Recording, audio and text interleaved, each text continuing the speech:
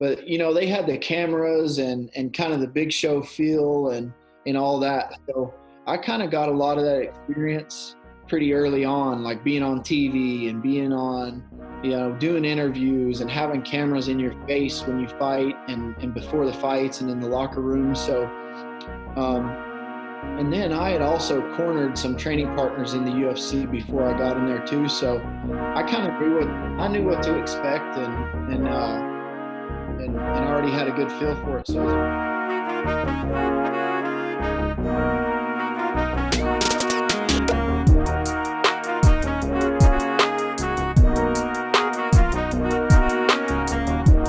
How's it going, people? And welcome back to the Living Banter Podcast. On today's episode, we have an amazing MMA fighter with the nickname Hot Sauce, and Caden's going to tell you all about him. We're about to get into a crazy awesome episode. We're going to give the intro when he comes on, but this guy is phenomenal. Make sure to like and subscribe before we even get into the episode. This is one that you do not want to miss. Watch till the end because the juicy questions just keep on getting better. This is going to be good. Make sure to comment your favorite part of the video, and we are in for a treat. Get ready. Welcome back to the Living Banter Podcast, the MMA edition.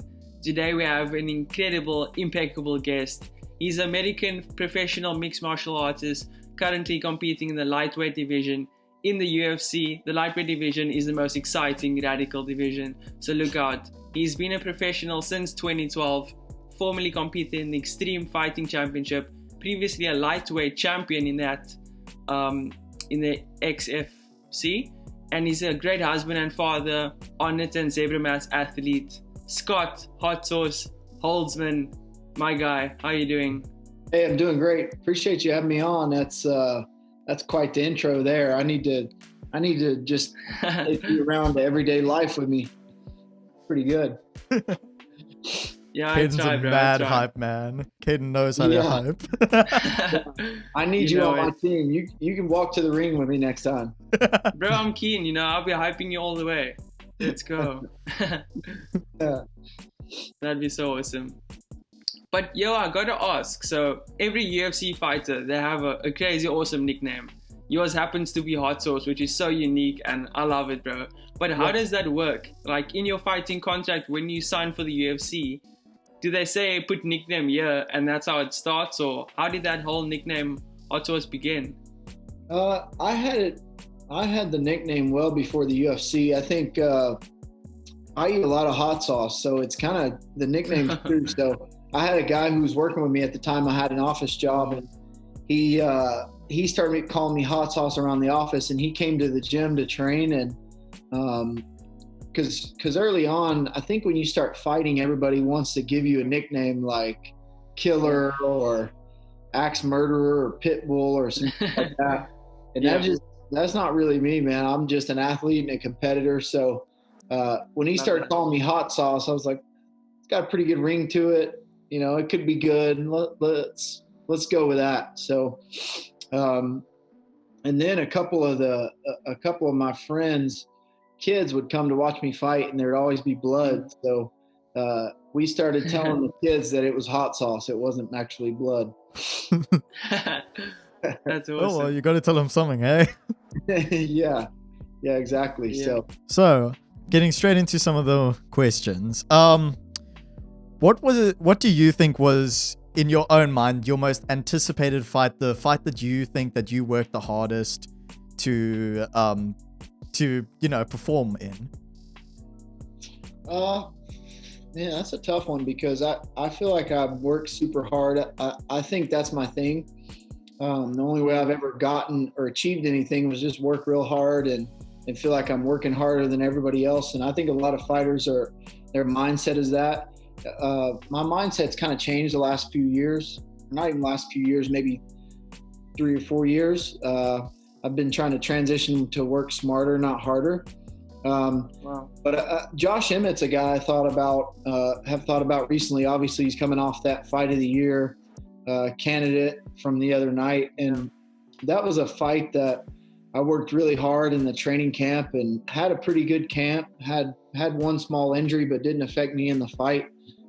Worked real hard and really did the best I could do and was feeling good and was at my best. And I think he's the only guy that's really beat me at my best. But I feel like I've worked equally hard for all those fights. Sometimes I've overworked and it's not been good. Sometimes you work yourself to death during the training camp, and by the time the fight comes, you just don't have anything left. And I've done that a few times. One of my losses to Drew Dober, I took the fight on 3 weeks notice and worked real hard and worked all the way up until fight day, and then just had no gas left in the tank from, the weight cutting and a 3-week camp and all that. And the fight came and it's crazy. I had about one round and that was it. But these days I'm trying to just work a little smarter, not harder. I don't spar as much. I just put a premium on, one really hard session a day and making that session 100% instead of doing a whole bunch of sessions at 70%. Yeah. That makes sense. I dial it down and try and stay healthy the best I can and make those sessions really good. That's great. So That's speaking about you say you got to kind of almost pace yourself when it comes to all these different fights. Now, one thing that always boggles my mind is when you after a fight and you've had a long fight, you've taken a massive beating, you come out victorious, not unvictorious or whatever the outcome is.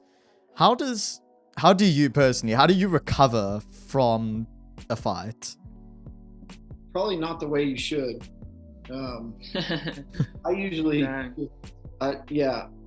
eat junk food and drink beer and stuff like that. But because it's been, it's a hard road to get to those fights, and there's so much pressure, and you have to diet and eat. Everything has to be regimented and perfect, and your schedule set. So normally when the fight is over, you're like, man, I just want to sit on my couch.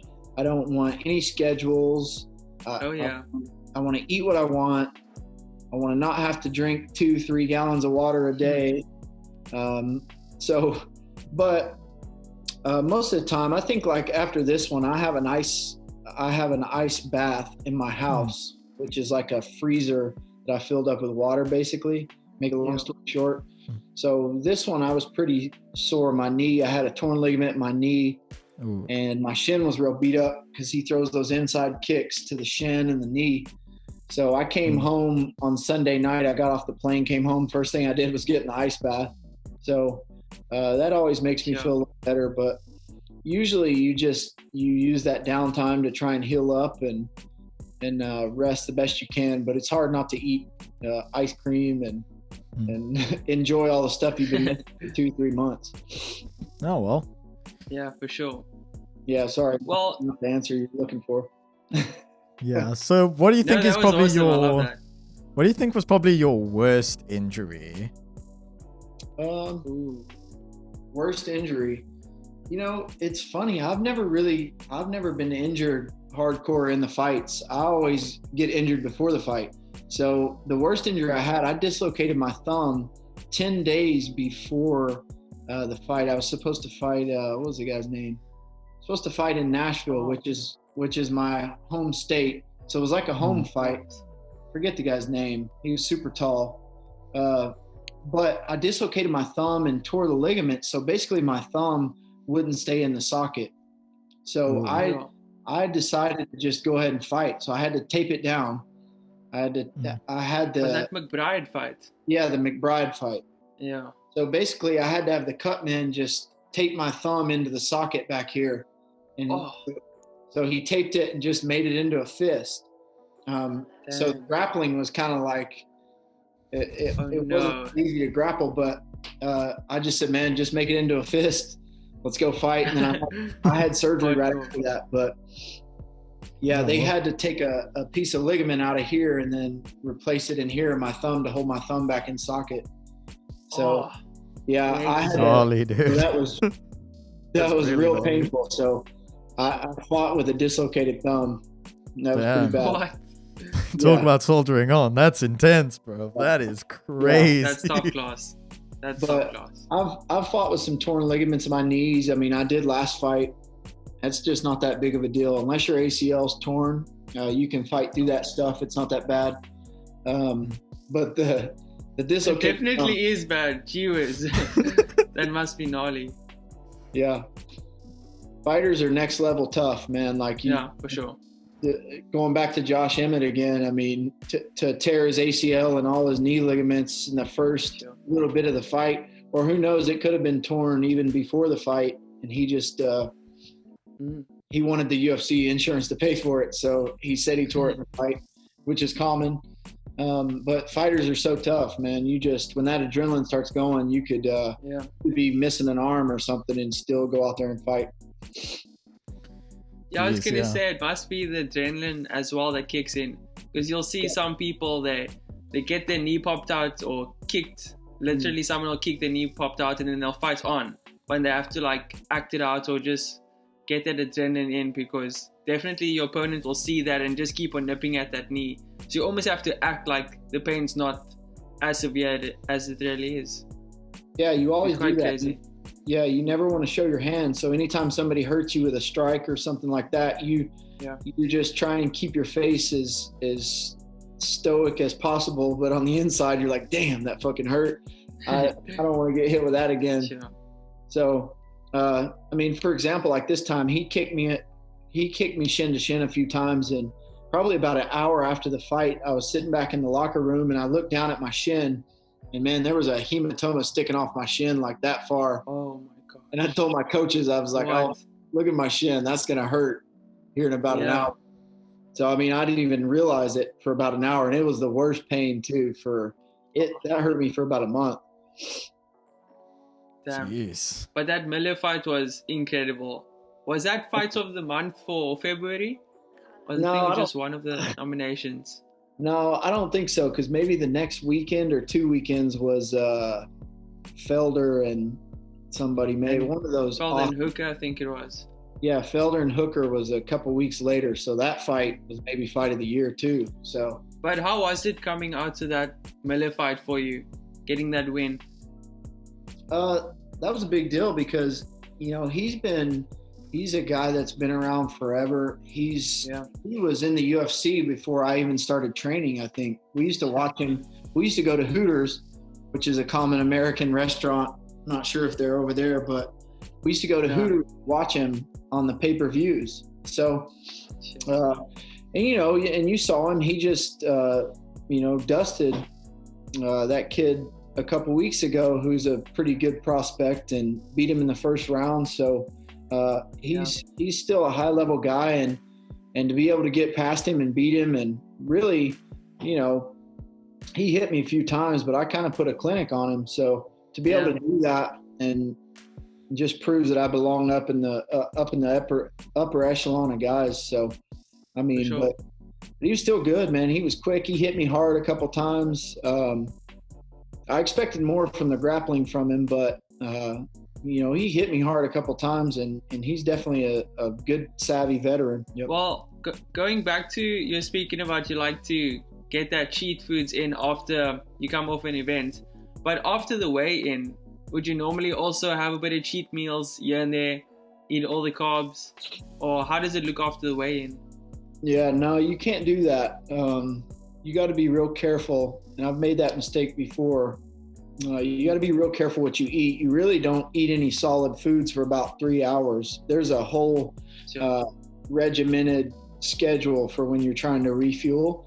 You got to be real careful because you haven't had any carbohydrates. You know, you hadn't been drinking, you hadn't been eating, so you can't just throw a bunch of junk into your body. Your body will kind of reject it.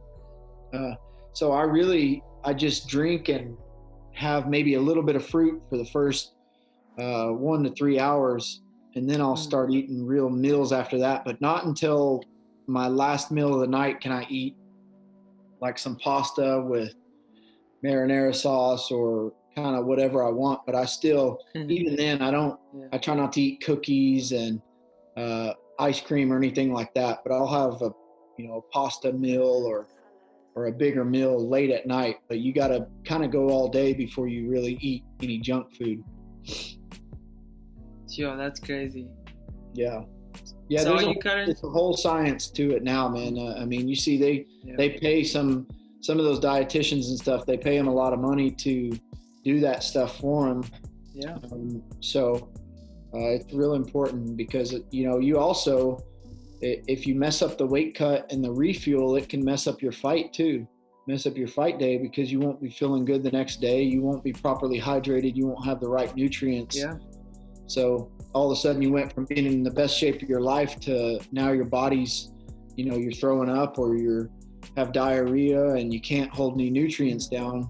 You can't fight at a high level. So it's real important. Yeah, I get that. Because For sure. I'm someone who's I used to be a lot thicker, if you could say that. And one of the things was I like cut out a lot of sugar in my life and started to eat a lot less carbs. And I remember there was one specific day where I was like, you know what, I'm with my friends, I might as well just like go grab a burger and whatever. So I went and I bought a burger and I was like, you know what, I might as well just buy like Coke that has sugar in it. And I remember that day, I just had so many stomach problems. So I definitely get like this whole diet I can understand like how bad it can actually get. Yeah, if you never had it for a while. Yeah, if you never have it for a while, your body just won't get used to it. Just like after one thing, there, I'm back to normal. No, I get sometimes like the night after the fight, I'll get pizza or hot wings or junk food. Come on. And my calves and ankles will swell up from the sodium. I'll have to lay down. I'll have to lay down and elevate my feet up so the swelling will go down. Yeah, because my body's just not used to like the grease and the sodium, and because it takes a solid 2 to 3 months to cut all that weight, and you got to kind of be perfect for a while. Like you can mix some cheat meals in every now and then, but it takes a while to lose all that weight and do it the right way. So then all of a sudden, when you start eating that junk again, your body's just hating you, man. Yeah. So would you say that you're most comfortable in lightweight at the moment? No. No, if they would put a division in the middle there, I'd be the first one to sign up. Yeah, they should. If they would, if I got an offer at 170, I would probably do it. I've been bouncing it around a little bit, especially after the quarantine. I'm working on coming down now, but I wish they would put a division in the middle there. I'm kind of right on the brink. I'd be a liar if I said that every time I made that weight cut and fought that I was actually 100%. I probably fight around 70%. Sure. Of what I'm capable of, just because of that weight cut. But those guys, I'm 5'9" and I'm just kind of wide and stocky. Some of those guys at 170 are 6 foot, 6'2", and they're 200 plus pound men. I don't get up that big. So it makes it kind of hard, but what I need them to make a 170 pound short guy division, and I'll be in that one. They should, man. Yeah, they should. UFC uses many rules from boxing, like the commissions and that, but I don't know why they don't use the weights. Yeah, like the weight divisions. Well, it doesn't make any sense, because just add more weight divisions, then you get more champions to promote. You can get more divisional, cross-divisional matchups, all that. And you cut down on some weight cutting too. I mean, guys like me, I don't have to cut as much weight to get into the weight class. If you just put one in the middle, 162, 165, you make it a little safer for guys. Yeah, and you get better performance. Yeah, exactly. I was just about to say, much better performance. You actually get much better fights because you guys don't have to like put yourself through like some intense dieting just to get to the lightweight, The guys would be at 100%. The fights would be better in general. Yeah. Well, and this is kind of like an insider thing, and you only know about it if you've cut a lot of weight, things like that. But one big thing on fighter safety and cutting weight is you need to replace that fluid around your brain for safety, and that's a big fighter safety thing. But if you ever looked at these guys that went down a division, Dustin Poirier is a good example. He went down a division, and his chin didn't seem as good when he was cutting all that weight. He had the knockout loss to McGregor, maybe one other one, but I mean, when you just make these excessive weight cuts, it's a little more dangerous. You sometimes can't get fully rehydrated, or you're just a little more weak. So then he comes up a division, and he's not the only guy. There's tons of guys. He comes up a division and starts just murdering people again. So who knows? Maybe 170 is better for me, but we'll see. We'll have to see what kind of matchups come across out there. I feel like I'm making some good leadway in lightweight. I'd like to try and get up into the rankings, but it's just so hard to tell right now because, not everybody's fighting. And speaking about all that, how are you feeling during quarantine?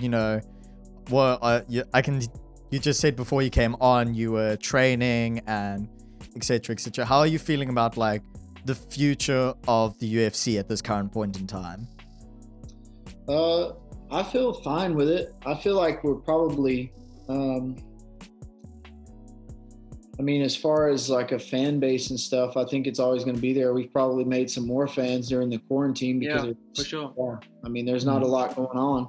And you got to give it to Dana White. He's trying to keep the fights going and keep the fighters, making money. So you can't be mad, but I'm still waiting on my fight offer. So, so we'll see. I think the quarantine's been good for us. It's kind of like we're the only show in town. So, yeah. But the UFC is the fastest growing sport in the world anyway. People are going to watch it, and if you watch a couple fights, you're usually hooked on it. So, yeah. If they had to give you a fight in 2 weeks' notice, would you normally take it, or what's normally your limits? Like, no, guys, that's way too short of notice. I think early on in my career, yes. Like I took the Dover fight on 3 weeks' notice. Crazy. But then I think a lot of young guys do that, and it's a hard lesson learned because you think, oh, here's this offer, and they kind of put this pressure on you, like, oh, you're saving the day if you do this, or it's a big favor, but if you win, it's great, and you kind of boost the rankings, or you jump the line or whatever. But if you lose, they just don't care, man. All of a sudden you've lost this fight, and it puts you, back, less pay on your contract. And then after a month or so, nobody even remembers that it was a short notice fight. They just look back at your record and see you lost to this guy. And then it's like, oh, well, he's lost to this guy, but nobody says, oh, well, he didn't have a training camp for it. He wasn't in shape, blah, blah, blah. Sure. So you lose money, and then, the UFC doesn't really care. It's not really like doing them a favor or anything like that. So early in my career, yes. Nowadays, not really, unless I was already waiting on a fight and had one cancel and I was already in great shape, I'd do it. But,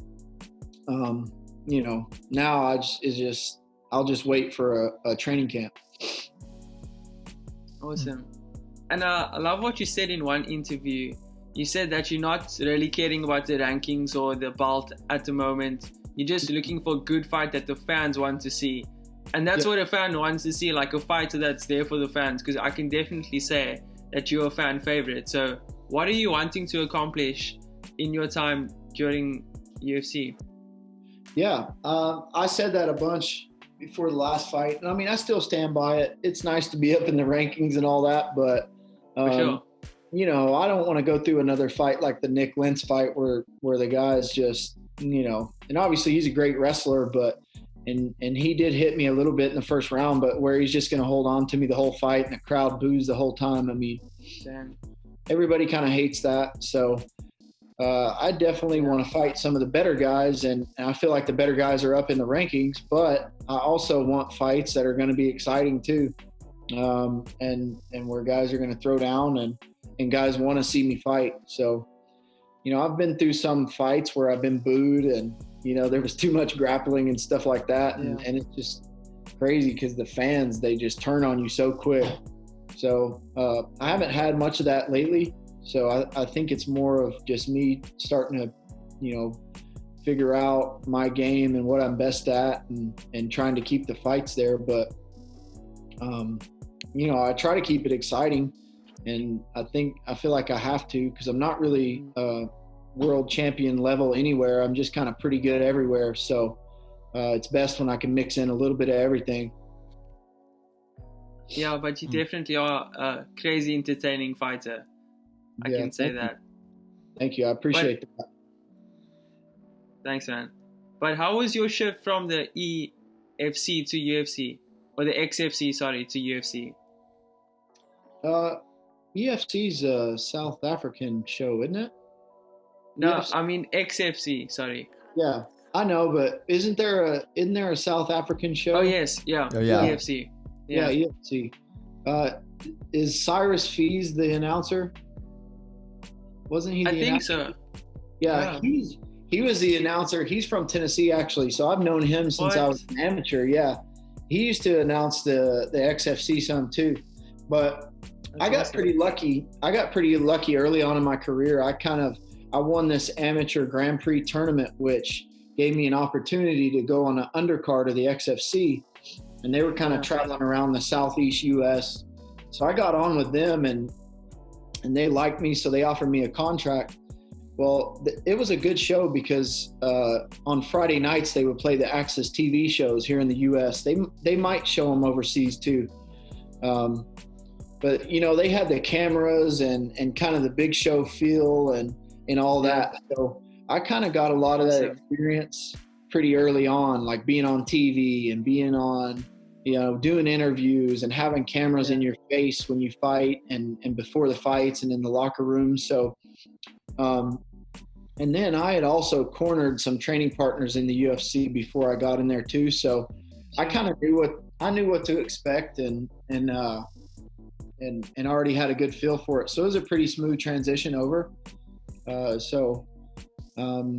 had some good experience early on, helped me. So I think, anytime you can get young fighters and take them with you to the UFC and let them see the show, especially if you think they have a chance to make it there, it's always good. Yeah, that's incredible. Because we had O'Day Osborne, UFC fighter, fighting bantamweight on the show as well. And he said when he first came to the UFC, his debut, it was tough because it was overwhelming. He wasn't used to the press, the interviews, the crowd and all that. And that's not the only one. Like, he's not the only person who experiences that. Many fighters experience that.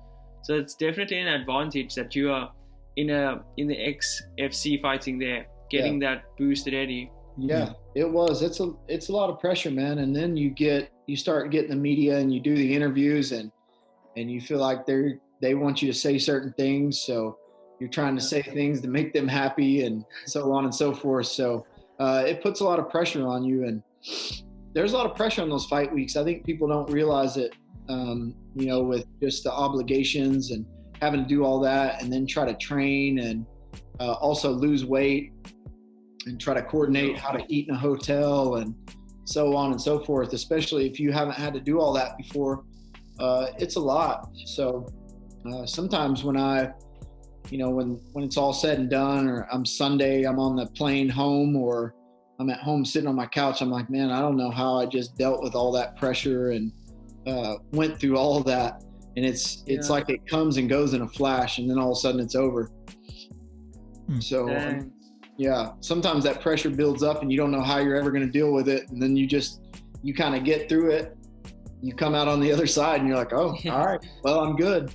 I'm still in one piece, and I survived all the pressure, and now I'm a little tougher for it. Would you say that the crowd it helps you also? Because now we see UFC, there's like no crowd.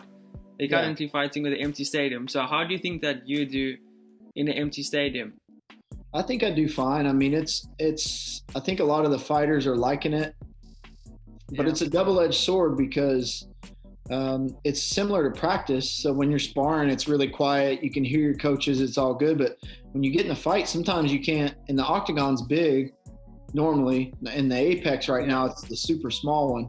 So sometimes when you're on the far side from your coaches, you can't hear them when the crowd's going too. So I think and part of being a successful fighter is kind of staying relaxed in there and being able to think and flow and make adjustments. So with no crowd, sometimes the crowd hypes you up and you start to do things you wouldn't normally do, or You let the adrenaline take a hold of you. So I think I do fine with no crowd. It's a little weird, and you definitely feed off the energy, but Yeah. You're still getting paid the same either way. So for me, I'm usually trying to control emotions because I'm an emotional fighter too, which is why I'll throw my hands up and do all that. But it's not always. Sometimes I'll overswing and fall down, just like that. But it's a little better when you can stay calm in there and not let the crowd get a hold of you or anything like that. Yeah, it's such an odd time because now you can hear what the commentators are saying, some of the fighters were saying, because they'll be like, oh, it seems like he's chopping at his leg over there, his left leg's looking hurt. Then the fighter will hear that and maybe adapt his fighting to that. Yeah. It's so crazy. It is crazy, and that's a real thing, because when I'm in the fights, I listen to the corner, I listen to the other guy's corner just as much as I listen to mine if I can hear him. I listened into Jim Miller's corner the whole time, and anytime I can hear the other guy's corner, I do. So having the announcers kind of tell you how the fight's going is helpful, because you could say, oh shit, maybe I should start checking leg kicks, or, maybe I'm not doing as well in this round as I thought I was, or maybe I am winning this round. So then you got Bisping's loudmouth, he's easy to hear too, whether it's good or bad. Right, we got around 7 minutes left on Zoom, so I'm just gonna ask I think one more question, and then we can wrap up. Yeah. So my final question is, you're a very respectful fighter. You always make sure to go up to the guy and be like, hey, well done, you fought well, etc. Has there ever been a fighter who's fought you, who's just been completely disrespectful towards you, or just tried to get in your head and make you mad?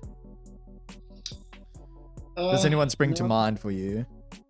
No, I don't think so. Nobody's done that to me, really. I've had some guys, coaches, Josh Emmett's coaches were kind of disrespectful during the fight. I was kind of in their corner, and they were saying some, and they said some shit after the fight, but I've never really had a fighter do it to me.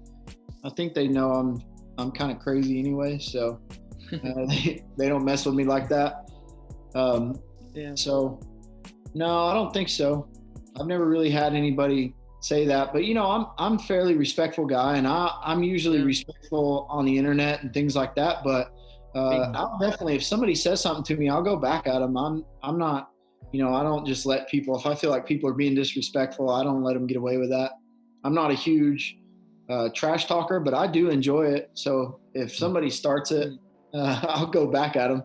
I don't care. I'm not afraid to do it. I'm a pretty good trash talker too. So the only real guy I've had, Alan Patrick and I kind of got into it at the weigh-ins, but that was there was a lot of emotion going on because that was the McGregor and Khabib card.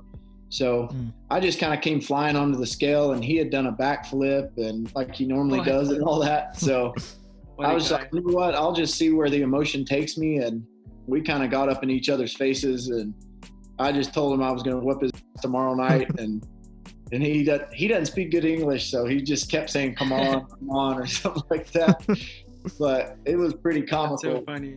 Afterwards. But we got into it, didn't get into it, but in the back room, they take the fighters after you weigh in. They sat us in this little room, and his manager, translator, was kind of saying, oh, that was a good show. You guys, you put on a good show for the crowd. I'm like, I wasn't kidding. I'm going to whip his ass tomorrow night. I told him that. And so everybody kind of got quiet, and I was sitting right behind him too. So I don't think he knew what I was saying because he didn't speak English, but I was like, hey, man, I told him I was going to whip his ass tomorrow night. That's what I'm going to do. So. Well, I mean, you got to have the confidence, Yeah. Yeah. I mean, at that point, it's too late. There's no turning back. So you might as well face it head on. I love that. Well, Scott, thank you so much for coming on the podcast today. It was absolutely a treat having you on. You're really a great guy, great fighter. Many people look up to you, I can say that for sure. But guys, make sure to like this video, subscribe, send Scott some love on his Instagram. The links to his brands and things will be in the description. So check it out. But Scott, thanks again for coming on. We really appreciate you. Cheers, guys. Yeah, thank you guys. I appreciate you having me. I had fun. Anytime. Awesome, man. No problem, man. Thanks so much. Cheers. See you guys.